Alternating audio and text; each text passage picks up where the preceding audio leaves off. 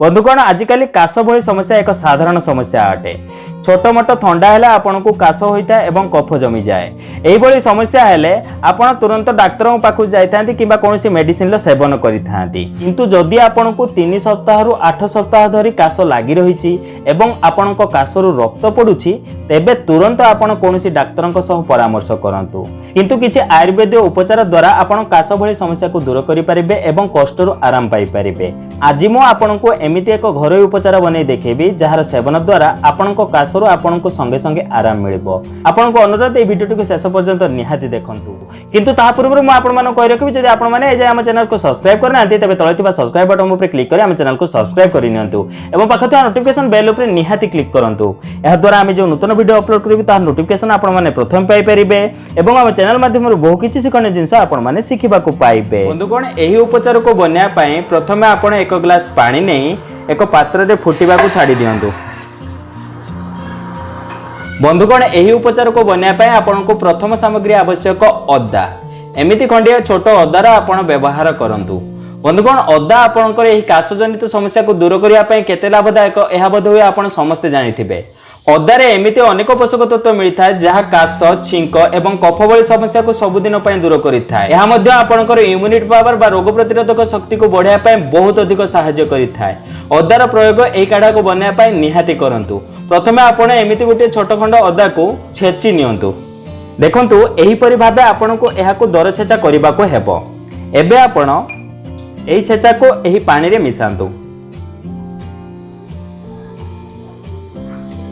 एही उपचार को बनया पाए आपण को द्वितीय सामग्री आवश्यक तेजपत्र। तेजपत्र मध्य आपणकर काश भली समस्या को सबुदिन पई दूर करिया पई एक बहुत भलो लाभदायक उपाय अटे। तेजपत्र रो प्रयोग एही काढ़ा बनया पई आपण निहाती करंतु। तेजपत्र रे एमिति अनेक पोषक तत्व थाए जहां आपणकर काश भली समस्या को संगे संगे दूर करिथाय। सेति पई एमिति दुईटी तेजपत्र आपण एही काढ़ा बनया पई प्रयोग करंतु। आपण एक ग्लास पानी रे प्रथमे अल्प अदा को छेची पकांतु तापरे आपण दुईटी तेजपत्र को एथिरे पकांतु। एबे आपण एहाकू 10 मिनिट पर्यंत भलो भाबे फुटिबा को छाडी दियंतु। देखंतु 10 मिनिट भलो भाबरे फुटेला परे अदा एवं तेजपत्र रो समस्त पोषक तत्व एही पानी रे मिसी सारिछि। एबे आपण गैस को बंद करि दियंतु एवं एहाकू हल्का ठंडा हैला पर्यंत छाडी दियंतु। हल्का ठंडा होई गला परे आपण एहाकू एक ग्लास को छाणी नियंतु। बंधुगण हल्का उषुम थिबा समय रे आपण एथिरे 1 चम्मच महू मिसाई एहाको भलो भाबरे मिक्स कर दियंतु। एबे आपणकर उपचार बनी प्रस्तुत होई सारिछि। एबे जानिबा एहार सेवन विधि विषय रे।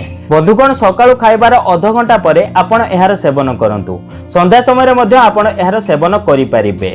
देखिबे केवल 2 दिन एहार सेवन द्वारा आपणको कफ काश एवं छिंक भली समस्या सबुदिन पई दूर होई जिवो। एहार थरे निहाती प्रयोग करी देखंतु। जदि आपण छोट पिला मानकु एहार सेवन करैबा को चाहंती तेबे 4 वर्षर ऊपर पिला मानकु एहार 4 चम्मच मात्र पीवा को देई परिबे। एहार प्रयोग आपण निहाती थरे करी देखंतु। देखिबे आपणकर काश भली समस्या सबुदिन पई दूर होई जिवो। जदि वीडियोटी टिके भल लागते तेबे गोटे लाइक करंतु एवं एमिति प्रकार वीडियो देखा पई हम चैनल को सब्सक्राइब करंतु। तेबे बंधुगण आज पई एतिकी पुणी देखा हबो नूतन सुंदर अध्याय सह।